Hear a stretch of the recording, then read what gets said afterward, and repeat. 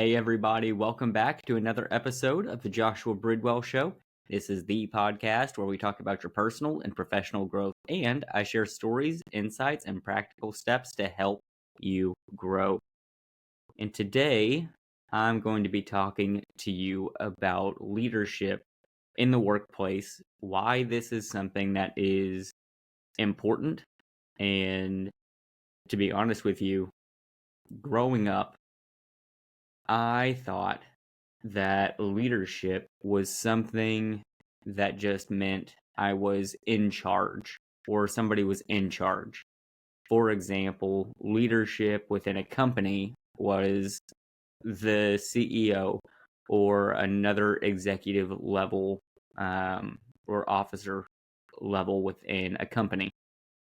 And not only did this pertain to organizations in the professional world, but also I was a band nerd. I played saxophone throughout middle school and high school, and eventually played saxophone in college for a little while as well. And my high school experience provided me an opportunity to be a part of leadership within our band program. And it was very much a, hey, look at me kind of situation. I took any and every opportunity to try and prove myself so that other people could see just how hard I was working. Once again, it was a look at me mentality. And when I went off to my junior year and senior year in college, I moved down to San Antonio, where I graduated from the University of Texas, San Antonio, with a degree in psychology and business administration. But while I was down there, I joined an organization on campus, the Collegiate Entrepreneurs Organization. And within 2 months of being a part of the organization, I became the treasurer. And then not 6 months later, I became the president of the organization. But for me, it was still a self-seeking opportunity.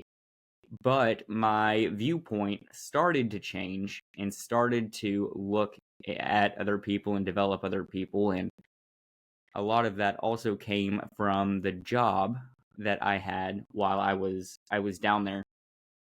But my leadership view was very minimal. Once again, it came from a point of view where I just thought you had to be the top of the organization to be considered a leader. Well, that's not true. I discovered through my leadership journey thus far that you can be a leader wherever you are. You can be bottom of the totem pole at your organization and still have more valuable leadership skills than the CEO of the company or the founder of the company. You can lead from where you are. But it's also important to develop other people along the way. And so I want to talk to you today about how we can develop leaders within the workplace. Because in the workplace, it's not just about reaching your goals and your metrics. Simon Sinek is somebody that I really look up to. And he did some work with the Navy SEALs. And the Navy SEALs are one of the top organizations in the world. And what he discovered is that on a graph, a line graph where you have your y-axis as your performance ability, but your x-axis is trust. People would really love to work with high performers and high level of trust. The way that he says it is performance is, hey, can I trust you with my life in a stressful situation? And the trust is, hey, Can I trust you with my wife and my kids on and off the battlefield? And the discovery within this is, yes, people would like to work with a high performing and a high trust team member, but the Navy SEALs would much rather work with somebody who has medium performance and high trust. So the workplace does a really good job of measuring metrics, measuring performance goals, but they do very little to measure trust. And so it's very easy for us as individuals, as workers, to focus on exclusively what it is that we are being measured against because we want to be high performers. But it isn't enough to just focus on hitting your goals and driving results. Here's one thing. No one has ever achieved long-term success alone. The best leaders, the most effective teams, like the Navy SEALs, are built on the foundation of continuous development. So let's talk about leadership. Developing others is key to creating future leaders. I am a big believer that leaders are not measured by the number of followers they have, but they are determined by the number of leaders they develop along the way. So if you're in a position of authority, you're not going to be there forever. It's a humbling experience, but you are not going to be there forever. And it would be really great if you had a pipeline of leaders who can step up when the time comes. So when you invest in your team's growth, you're not just helping them, but you're also preparing your organization for long-term success. Now, there's also the employee engagement aspect. Studies have shown that people who feel like they're growing in their jobs are far more engaged and they're less likely to leave. So if you have a high turnover rate, you may want to look and see how your team feels like they are growing and developing within their role. And think about it. Who wants to work somewhere where you just feel like you're going through the motions each and every day? I've been there. I've been in a job for 5 years previously where I just felt like I was going through the motions. I felt stuck. I was bored, but I stayed because I wanted it to look good on my resume, which if you just stay in a job to look good on a resume, that's a whole other discussion. And if you're not familiar with him, look up Gary Vee. He has a lot to say about just staying in a job for the sake of the resume. But helping to develop new skills, helping people develop new skills, helps keep them motivated, sharp, and just happy to be a part of the team, happy to show up day in and day out. And lastly, we're going to talk about the organizational growth. We talked about the pipeline, and it's important to know that companies grow when their people grow. Let's not, it's not just a cliche. It's true.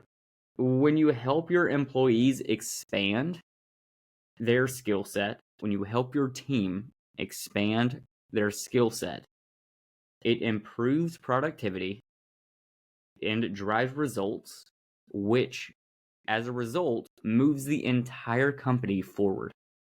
So it is really important to develop your people within your organization. And if you think that you are not in a position of influence, you're wrong. You can lead from where you are, and you don't need permission from anybody else to be a great leader. So, how can you develop people within the workplace? One of the most powerful ways that you can develop somebody is by stepping up and being a mentor to them. You don't have to be perfect. Nobody's going to be perfect. You don't have to be a perfect mentor. You just need to be free and willing to share your experiences with other people. Being a mentor means actively listening to your team members, understanding their goals, and guiding them towards achieving their goals. Coaching is about helping people find solutions on their own. It's not about micromanaging them or telling them what to do. It's about asking the right questions, it's about listening, and it's about challenging them to think deeper and to improve. For those that have been following me in my business ventures, the very first company I started was a company by the name of Coin Counselor. And it was a financial coaching company. And I am a Dave Ramsey trained financial coach. And one thing that I had to learn was that coaching is not really about providing as much information as you can, but it's about helping people process their own thoughts, to think deeper, to challenge the way that they think in order to route them to their own solution of the situation. Once again, it's not about micromanaging. It's not about telling people what to do. Being a great mentor takes practice, takes skills. You have to be able to talk. You have to be able to listen. You have to be able to understand where your team wants to go and ask the questions and challenge the way they think until they can get there. So being a mentor or a coach to somebody is very important. And I'm going to expand more on that here in just a minute. But I want to get into the second point here, which is about learning opportunities. Development doesn't happen without opportunity. I am a big believer that your growth is your responsibility. But when you have the opportunity to provide opportunities to other people, you should do that. If you're somebody that is not being presented with opportunities, one of two things. Number one, you need to consider whether or not you are within the right organization. Do you feel stuck? Do you feel stagnant? The second thing that you can consider is, are you able to find and create your own opportunities? There is no shortage of opportunities. So go out there, find some opportunities, and you need to give your team, you need to trust your team. Give them the space and the resources they need to learn new skills, whether that's through formal programs, training, online courses, or simply encouraging them to take on new responsibilities. It's really important that you create an environment where learning is a priority and failure is encouraged. Think about this. Think about rotating tasks within the team so everyone has a chance to learn something new. Or offer stretch assignments. Challenging projects that force people to step outside of their comfort zones and grow. Back when I first started at the company that I worked at when I was in college, they had what was called Leader Path, and it was a list of stretch assignments that you could lean into, and it was a great resource because it showed me what it was that I didn't know, what I could step up, what I could do. And we talked about trust versus performance. It was a performance metric. We were expected to step into different stretch assignments, log certain stretch assignments over the course of a semester, over the course of a school year. But it grew me so much because I knew what questions to ask. I knew what opportunities to ask for. And so whether or not you track stretch assignments within your organization is completely up to you. But it is important to create maybe a list of 5 to 10 things that somebody might not think about to step into, to grow into the role where you are. So prepare the path forward for other people by writing a list of stretch assignments, things that are going to push people out of their comfort zone. One of the stretch assignments that I was given early on, one of my very first public speaking engagements, I had a not so great leader who provided me with the opportunity.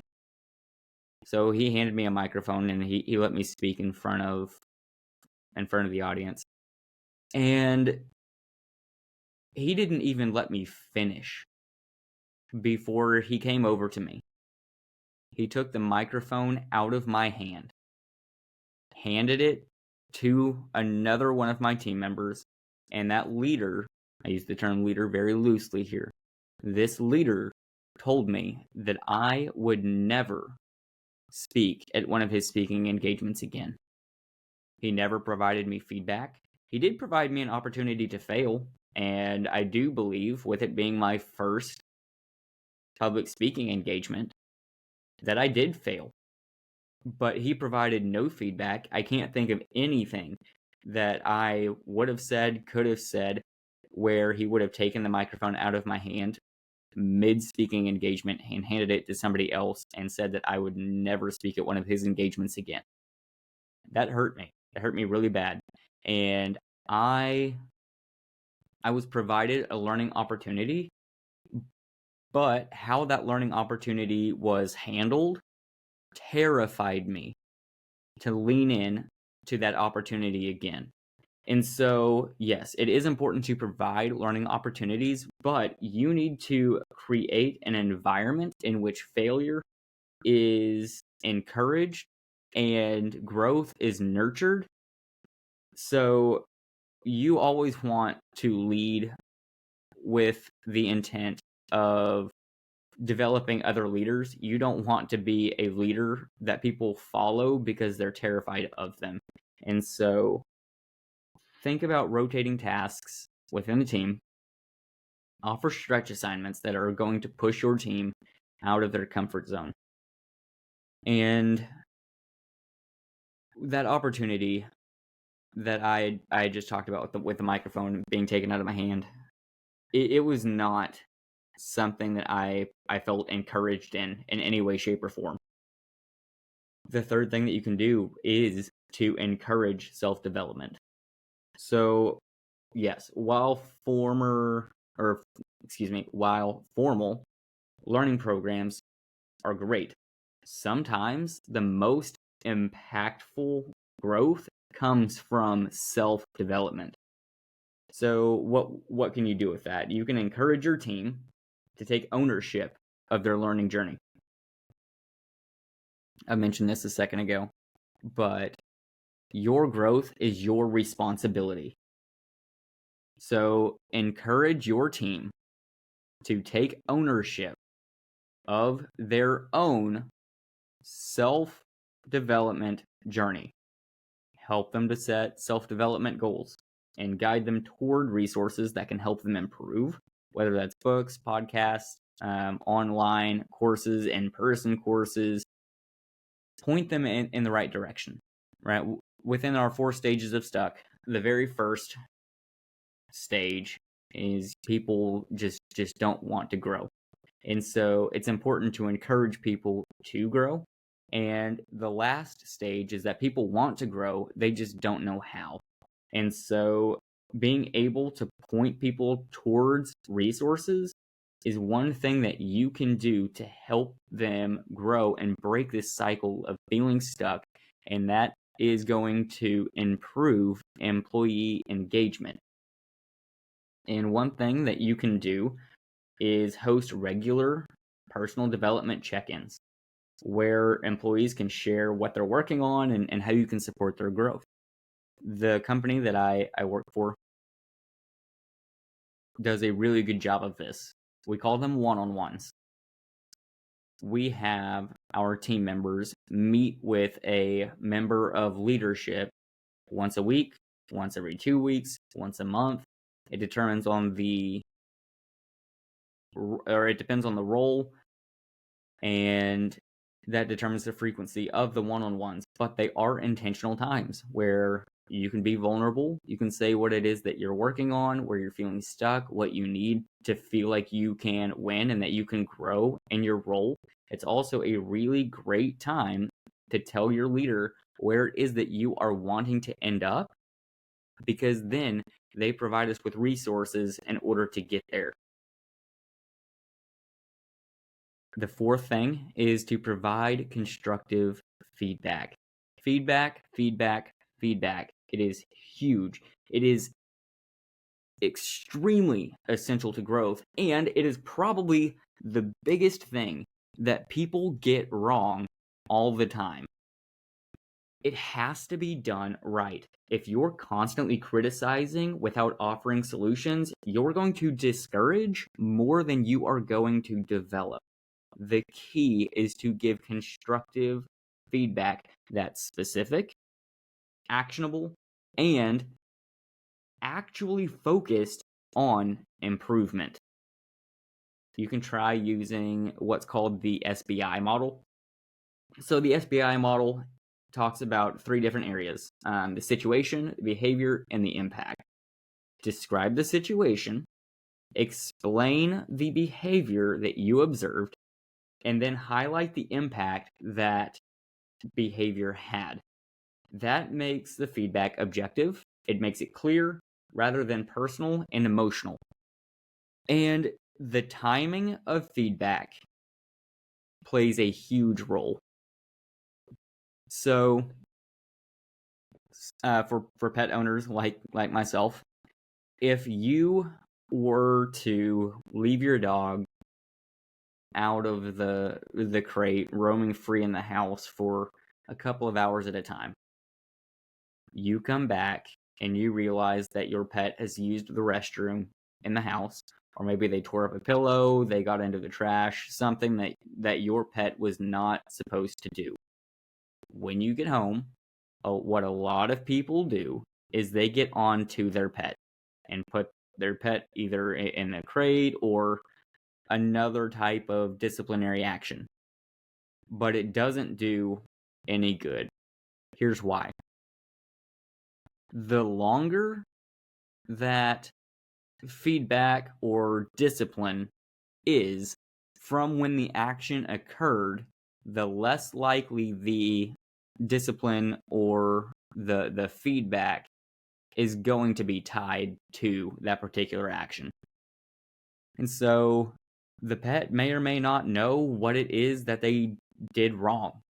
So if we apply this to the team member, the longer that we wait from when the feedback should have been provided to when feedback was provided, that gap can do more damage than good. So you want to make sure that your feedback is as quick as possible, preferably within an hour of when the behavior had occurred. It's going to be more effective than if you wait a long period of time. You always want to lean in with positive encouragement, with positive growth in mind when you're providing feedback. You want to encourage your team, and you want to recognize and reward growth. People need to know that their efforts are recognized and that their efforts are appreciated. I am a words of affirmation person through and through. You can ask my wife. I hold on to words very closely.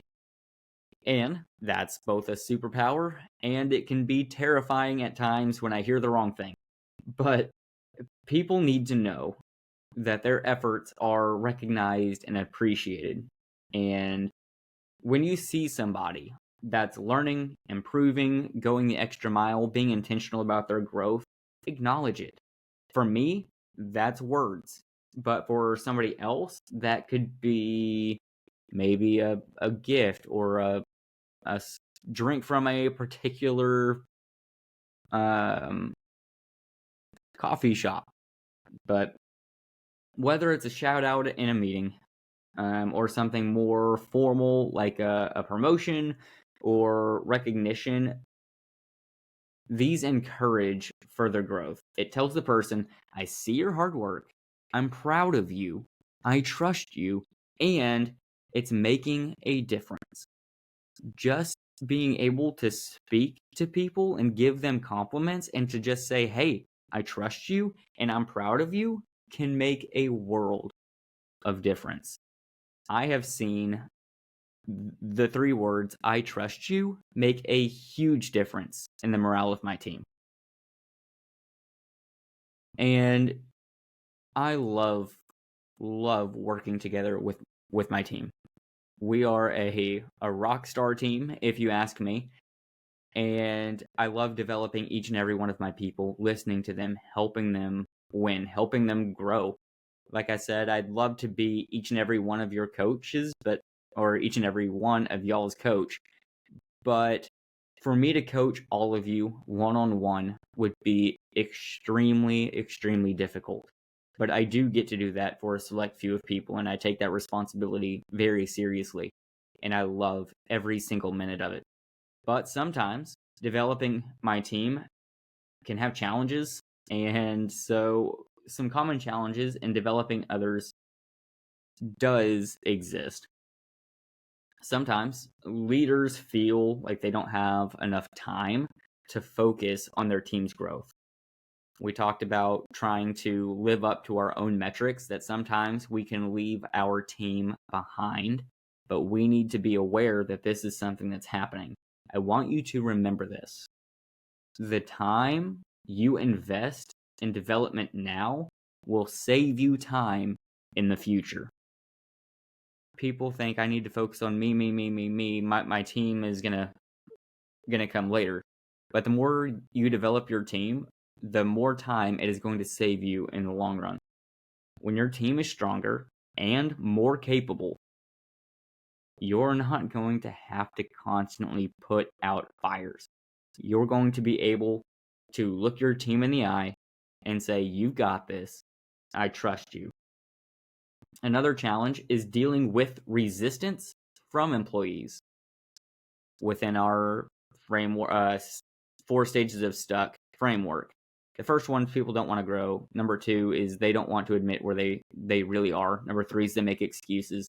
And it says that you are going to receive resistance from some team members. People are going to fall into those stages, and you have to be able to navigate those stages. But not everyone is eager to grow, and that's okay. Some people may be afraid to change, or they may lack confidence in their abilities. Your job as a leader is to help them see that growth is possible and guide them through their fears. Sometimes all it takes to help somebody win is to give them confidence and to get them back on the right track. So let's look at some real world examples. I want to share a quick story with you. A few years ago, I was working with a team, and the team was really struggling to innovate. They were hitting deadlines, but there wasn't much creative energy or excitement. And I realized that part of the problem was that people weren't being challenged. They felt like they were just going through the motions. And so I started offering opportunities to these people for team members to lead small projects, to take on new roles, and to step outside of what it is that they typically did every day. I created a rotation of responsibility, and the change was immediate. People were excited to learn new things, and they brought fresh ideas to the table. It wasn't I would love to say it is, but it wasn't about the skills that they learned. It was about the confidence that they gained in themselves to be able to learn new things and to know that they were trusted. And so developing others in the workplace, it's not about training. It's not about giving out promotions. It's about creating an environment, a healthy environment where people feel empowered to grow, where they're supported and challenged to reach their full potential. You, as a leader, will not be measured by the number of followers you have, but by the number of leaders that you create. And when you do that, the benefits are extremely clear. Your organization is going to experience higher engagement, more innovation, and ultimately a happier and a more successful team. So here's my challenge for you. Think about one person, just one person. If you can think of several, by all means, go for it. But think about one person on your team who you can start developing today. What can you do to help them grow? Is it to be a personal mentor to them, a personal coach to them? Is it somebody that you can just give them a pat on the back and say, hey, good job, help to build their self-confidence? It doesn't have to be big. Just one small step towards building their future is all it takes to developing leaders within your workplace. So find one team member, figure out how you can encourage them, how you can help develop them grow. And that's going to take you putting your listening ears on and getting to know them, their goals, their ambitions. Are they wanting to stay in your organization for a long time? Or is this just a stepping stone for them to get where they want to go? Is this something that, or is this a place where they are working because they didn't have any other options at the time? Get to know the team members. And one thing that I was really big about at Coin Counselor was whether or not you chose to stay in the company. I wanted to help develop you and get you ready for the next step in your life, whatever that looked like. Was Coin Counselor a stepping stone in your journey? Is it somewhere that you are wanting to go and be a coach yourself, or were you looking to be a part of our marketing team or our finance team? What was it that you were wanting to do, and how could we help you get there? And so thank you so much for sticking around to the end of this episode. Please subscribe to this YouTube channel and like this video, comment. I love to interact with y'all in the comments. Share this video or share this podcast with anybody that you think would benefit from learning about personal and professional growth. Download this podcast. Please help me grow my dream. I am very grateful for the success that I've had in this podcast so far. We are in the early stages, but we are making amazing things happen, changing lives, one person, one day at a time. And so thank you so much for tuning in. This has been another episode of the Joshua Bridwell Show. Tune in next time. Let's grow.